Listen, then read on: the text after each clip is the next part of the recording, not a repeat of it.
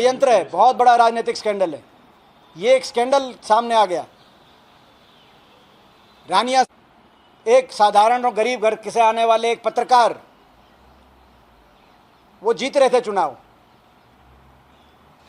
लेकिन इस तरह का षड्यंत्र करके मात्र 4000 वोट से, में जो मैंने बताया, डब वाली में तो जो इनेलो के जो विधायक बने वो बीजेपी के ही थे पहले। वो कहीं ना कहीं बीजेपी के इशारे से इनेलो में जाके ज्वाइन होकर और टिकट लेकर और मात्र 600 वोटों से जीते। आज अति महत्वपूर्ण विषय पर ये प्रेस कॉन्फ्रेंस के माध्यम से हरियाणा की जनता के बीच में हम अपनी बात आपके माध्यम से पहुंचा रहे हैं। बहुत बड़ा एक राजनीतिक षड्यंत्र जो पर्दे के पीछे चल रहा था हरियाणा में, वो घिनौना राजनीतिक षड्यंत्र का पर्दाफाश हो गया है। एक नुरा कुश्ती चल रही थी हरियाणा में इनेलो और बीजेपी की। एक गुप्त गठबंधन चल रहा था इनेलो और बीजेपी का, जो हम लगातार कह भी रहे थे, और लगातार अलग अलग पहलू इस गठबंधन के सामने जनता के आते रहे हैं समय समय पर। लेकिन जो कल बात आई, उसके बाद जो कल सिरसा के पूर्व विधायक गोपाल कांडा का बयान आया, उसके बाद सारी बात जनता के सामने आ गई है। उन्होंने साफ रूप से कल ये कहा, गोपाल कांडा जो पूर्व विधायक सिरसा के हैं और उनकी अपनी एक पार्टी है, वो बीजेपी के गठबंधन के सदस्य भी हैं आज भी। उन्होंने कहा कि रानिया की सीट खट्टर साहब के आदेश अनुसार और उनकी मेहरबानी से उन्होंने, बीजेपी ने मिलकर अभय सिंह चौटाला के लड़के को रानिया की सीट इनेलो के उम्मीदवार को जिताने का काम किया। और ये आपको याद होगा, मैं तो पहले भी कई बार मैंने ये बात कही हुई है कि इनका आपस का गठबंधन था, गुप्त गठबंधन था। 3 सीटों का आपस की अंडरस्टैंडिंग थी कि 3 सीटों पर बीजेपी आईएनएलडी के उम्मीदवारों को समर्थन दे रही थी विधानसभा चुनाव में, एलनाबाद, रानिया और डबवाली। और बाकी सीटों पे इनेलो बीजेपी के उम्मीदवार के सुविधा अनुसार अपने उम्मीदवार उतार रहे थे, जो कांग्रेस के और विपक्ष की वोट में जो उम्मीदवार सेंध मारकर और बीजेपी के उम्मीदवारों की मदद करें, उस रूप से इनेलो बीजेपी की मदद कर रही थी बाकी पूरे प्रदेश में। एक बहुत बड़ा जनता के साथ धोखा, क्योंकि हरियाणा की जनता चाहती थी इस बार बीजेपी की सरकार को सत्ता से बाहर करके और कांग्रेस पार्टी की सरकार बने, सत्ता परिवर्तन हो। एक बहुत बड़ा हरियाणा की जनता के साथ धोखा, एक बहुत बड़ा 750 शहीद किसान परिवारों के साथ धोखा, एक बहुत बड़ा किसान मजदूर हरियाणा के नौजवान के साथ धोखा। क्योंकि बीजेपी को ये पता था कि इन इलाकों में, सिरसा की इन सीटों में किसान आंदोलन का बड़ा व्यापक प्रभाव था और बीजेपी को पता था कि वो जीत नहीं सकती खुद। इसीलिए बीजेपी ने यह रणनीति बनाई कि उसकी कठपुतली का इस्तेमाल किया जाए और इनेलो के उम्मीदवारों को 3 सीटों पे बीजेपी ने मदद करने का काम किया, जो सीटों का नाम एलनाबाद, रानिया, डबवाली मैं आपको पहले ही बता चुका हूँ। ये हम पहले ही कह रहे थे, सिरसा के लोगों को पहले ही पता था। और इस गठबंधन में ये कांडा भी शामिल है। ये गठबंधन, ये षड्यंत्र, ये इस राजनीतिक हरियाणा की जनता, हरियाणा किसान और मजदूर के साथ हुए इस राजनीतिक षड्यंत्र में बहुत से षड्यंत्रकारी शामिल थे, जिसमें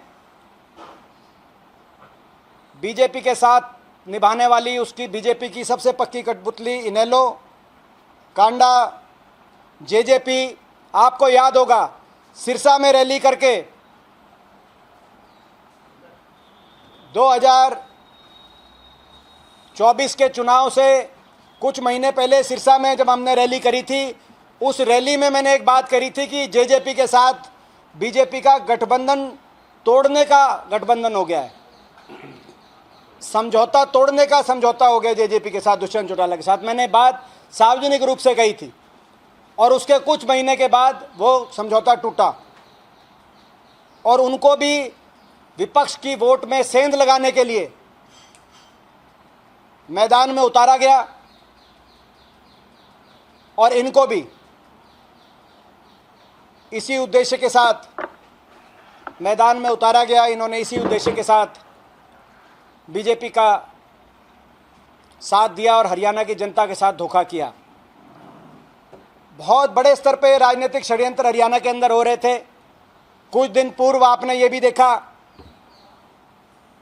कि पिछले राज्यसभा चुनाव में जब कांग्रेस के अजय माकन उम्मीदवार थे, उस समय के जो भाजपा के उम्मीदवार थे और अब सांसद हैं, उन्होंने कांग्रेस के 2 विधायकों का नाम लिया कि इन 2 विधायकों की वोट से मैं बना था।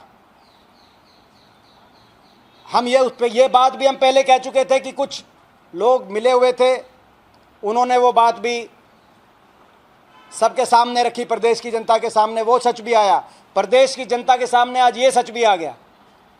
सारा का सारा सच आज जनता के सामने है।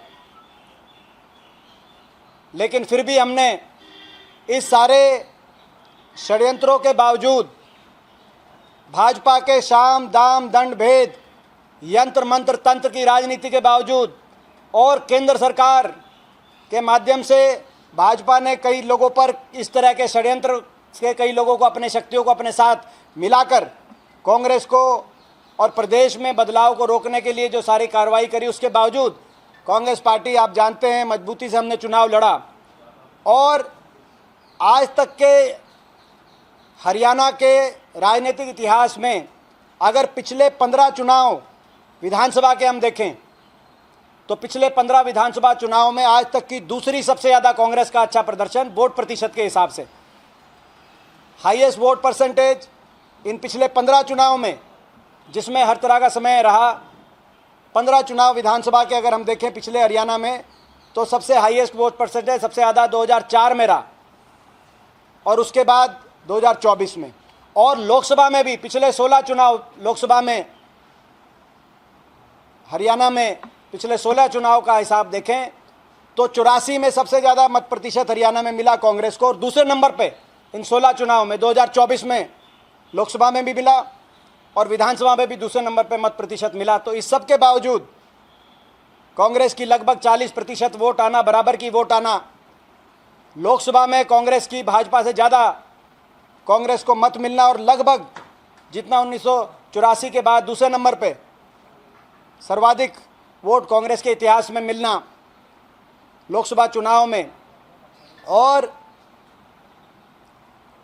बराबर के हमारे सांसद लोकसभा में भी जीत के आए और 37 विधायक हमारे जीत के आए, जो आज तक का सबसे बड़ा विपक्ष का विधायक दल है हरियाणा के इतिहास में।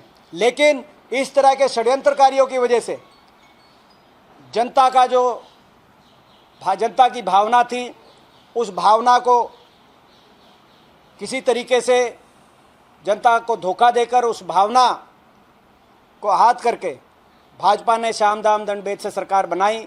धीरे धीरे सारी बात आज जनता के सामने आ गई है और भी कई ऐसी परतें जो आगे आएंगी और बहुत जल्दी उनका भी हम जल्दी ही एक और प्रेस कॉन्फ्रेंस करके, आज तो कल ये बात आई थी तो आज आपके सामने रख रहे हैं, जल्दी एक और प्रेस कॉन्फ्रेंस करके कौन कौन बीजेपी के एजेंट, सबका सारा जो सारे षड्यंत्र, कौन कौन षड्यंत्रकारी, राजनीतिक षड्यंत्रकारी हरियाणा की जनता के खिलाफ जिन्होंने षड्यंत्र रचा, वो सारी बातें आपके सामने और भी हम दोबारा से लेके आएंगे। जल्दी वो प्रेस कॉन्फ्रेंस के बारे में आपको बताएंगे। आज हम केवल ये एक मुद्दा, इसी मुद्दे को आपके माध्यम से हम जो है लेके आए हैं कि भाई आज एक बहुत बड़ा भांडा फोड़ हुआ है और बहुत बड़ा पर्दा।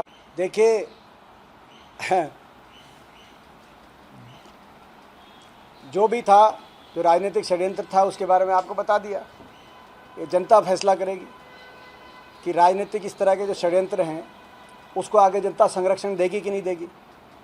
मेरा ये मानना है, हरियाणा के लोग सरल होते हैं शरीफ भी होते हैं, सादे भी होते हैं, लेकिन जब वो राजनीतिक षड्यंत्रों को समझ जाते हैं तो ऐसे षड्यंत्रकारियों को माफ़ी नहीं देते, माफ़ नहीं करते।